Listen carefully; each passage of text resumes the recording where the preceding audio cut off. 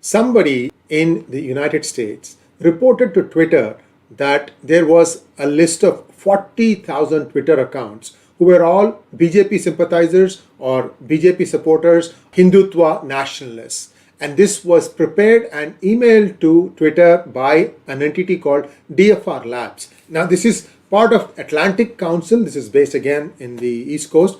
Remember, recently I had an episode with 𝗥𝗲𝗲𝗲𝗲𝗲 where we saw on Facebook 𝗥𝗲𝗲𝗲𝗲𝗲𝗲 was being misrepresented as carrying sales of arms and ammunition, and looked like, at least a few were caught selling it from Peshawar.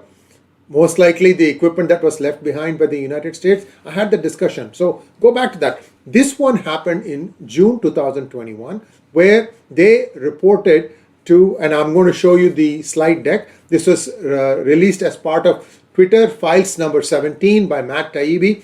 And I have a link here that you can follow, because if you look at Twitter handle timeline of Matt Taibbi, I think he deleted one tweet. So it kind of breaks after 5 or 6.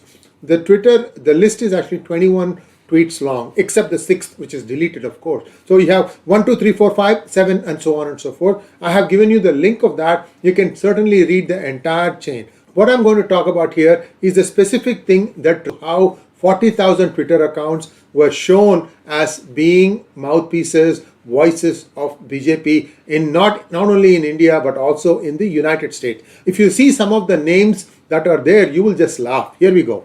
The Global Engagement Center is the one that sponsors this Atlantic Council. Why is this important? I'll come to that at the end of this series, so stay tuned. On June 8, 2021, an analyst at the Atlantic Council's Digital Forensic Research Lab wrote to Twitter, "Hi guys, blah, blah, blah.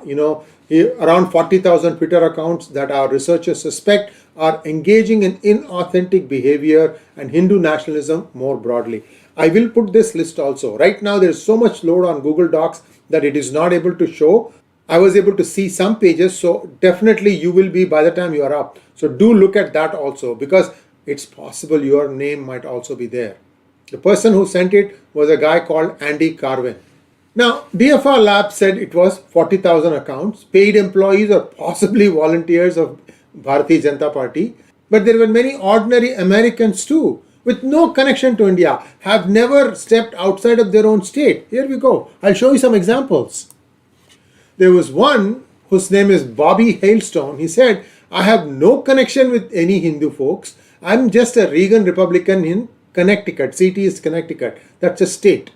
And another one, Twitter handle is Lady DI816, a Hindu nationalist. "I have never ever been out of this country, leave alone the state of New Jersey." Third one, "These people are insane," said Krista Woods. So this was checking that was done by Twitter. At least in this particular case, Joel Roth, the person who was the trust and safety chief, he spot checked, meaning like he randomly called some of these accounts to check and see if what they were saying was indeed true. So Twitter had some suspicion that DFRLabs may be used as a front to try and smear the Bharatiya Janata Party. I mean, don't stop there. It could also be tomorrow Hindus. It could be also Sanatanis. It could be anyone. And I'm going to share with you a personal experience that happened a few years ago with PGurus.com that you will find stunning how easy it is to shut somebody down if somebody sets their mind to it. So this is the link, the google.com link, and I'm going to post that link for you. So who funds DFRLabs?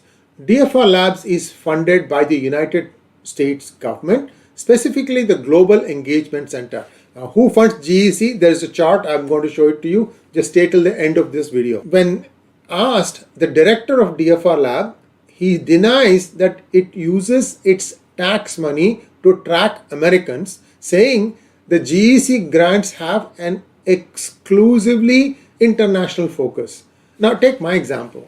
I live in the United States. I'm a US citizen, but I write about India. I travel to India a lot. Sometimes I travel to other countries on my way to India. I might even go to other countries. Heck, it's a free world. So what does this line mean? Are they tracking me? I don't know, because there are some things that have happened that I can't really explain logically. Let's just leave it for a moment. The Americans are DFR's list like 𝗥𝗲𝗲𝗲𝗲𝗲𝗲𝗲𝗲 are unconvinced, its focus is exclusively international. So between that example and myself, see, these are all the possibilities. Who is being tracked and who is not being tracked. And what is there to track? I mean, as long as you don't lie or you don't knowingly lie, sometimes you might retweet something that might turn out to be a lie. But that's not your source. You are not the originator of it.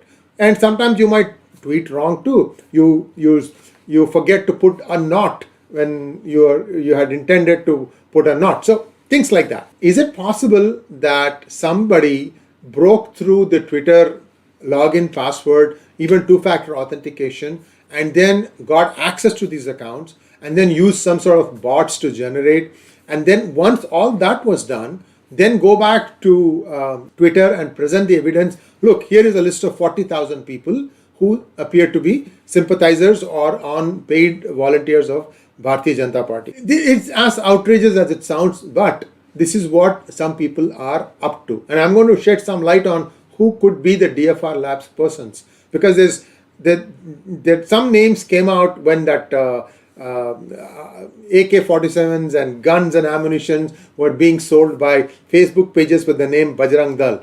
Hundreds of Facebook pages were created with either Bajrang Dal or BJD or something to do with BD and so on and so forth, just to try and make some mud stick on Bajrang Dal. So somebody is about to create mischief, but before they create the mischief, they are always saying, oh, victimhood, we are being discriminated. And then while they are doing all that, they also try to point the other persons as being extremist minded. This is the kind of misinformation that is being spread on the internet. In Obama's last year, that is 2016, the initial partners of GEC are FBI, DHS, NSA, CIA, DARPA, Special Operations Command, SOCOM, and others. So here you see these were all the initial funders of GEC, which in turn funded DFRLabs. I told you that I had a similar experience a few years ago.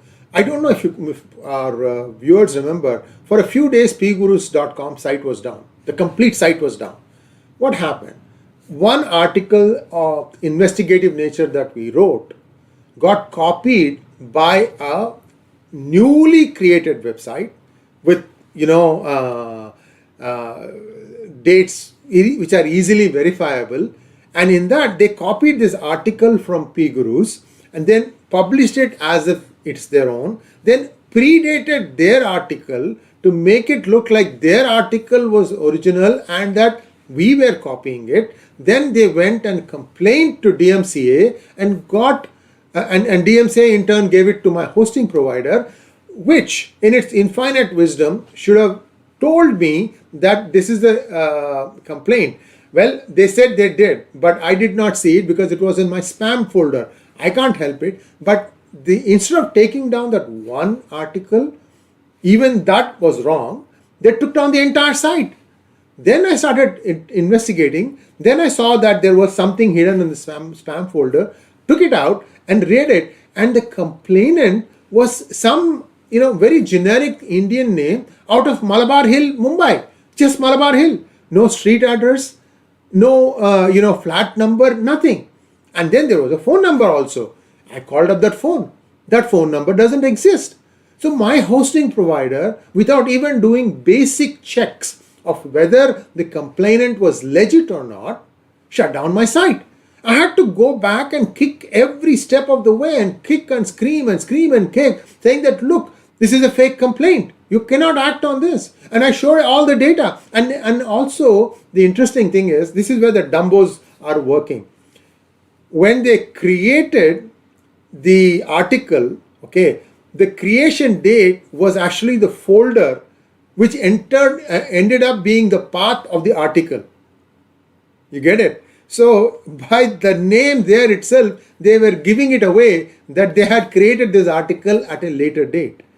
I mean, only after they saw the obviousness of it did they relent, and I got my site back.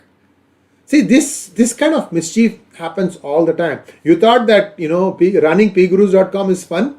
I say not. It's fraught with these kinds of possibilities. So what did I do after that? I now don't allow any viewers to copy anything from PGurus. Because only if you can copy mine can you do this kind of mischief, right? Yeah, it's a bit inconvenient for people who would like to share an article from PGurus by just copying and pasting it on their WhatsApp circle. That you cannot do. You'll have to put the link now. I'm sorry, you have to do that because I am suffering for no fault of mine. I'm just giving you this illustration to tell you that fakeness is all over the place. On this one, especially that 40,000 names have been taken, the Indian government will need to really take some very strong action. I don't know how it's going to be because this happened in 2021, 18 months ago. DFRLabs may have a footprint. There's a guy who used to work for DFRLabs and whose name has been mentioned in some other such claims also. He used to have the, I think it was the Twitter handle, DFRKaul, K-A-U-L. And you know who it is. You guys can add in the comments because I leave it open-ended. I don't want to give the game away. You guys can do some research. If you go back and look at some of the other fake stories, you'll see somewhere a certain last name of Kaul associated with DFR. Did that person do the research here? I don't know. But most important thing here is how long are we going to let these kinds of falsehoods, untruths, rule us? And I think Indian government needs to really come and play on the front foot, not just ignore it or, be defensive about it. Thanks for watching. Please like, share and subscribe to our channel. Don't forget to click on the bell button for notifications. Oh, by the way, I just did a Twitter Spaces on this because the Mamla was so hot that we had to discuss it. I got a lot of information from some of the luminaries who were on that Spaces session and everybody got to ask questions. We answered them just like we would if we were sitting in a coffee table and having a conversation over chai or coffee.